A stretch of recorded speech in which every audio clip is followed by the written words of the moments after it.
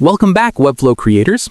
Today, I'm going to show you exactly how to seamlessly link your pages together in Webflow to create a perfectly connected website in just a few clicks. Let's dive right in.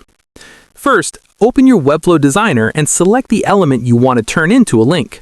This could be a text link, a button, or even an entire image or div block.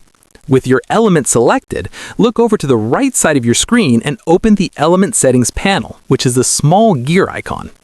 In the Link Settings section at the top, you will see a row of different icons representing different types of link destinations. To link to another page within your own website, click the second icon, which looks like a small document. This opens the internal page settings. Simply click the drop-down menu and select the exact page you want your users to be taken to when they click the element.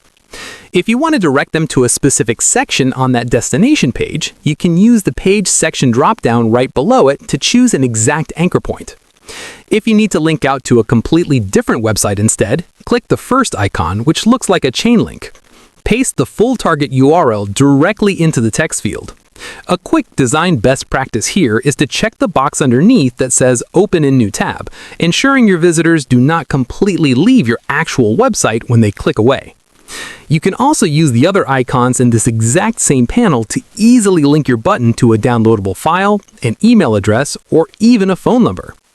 Once you publish your site, your visitors will be able to click your newly minted buttons and text elements to navigate effortlessly between your pages, giving them a smooth, professional browsing experience that naturally guides them through your content.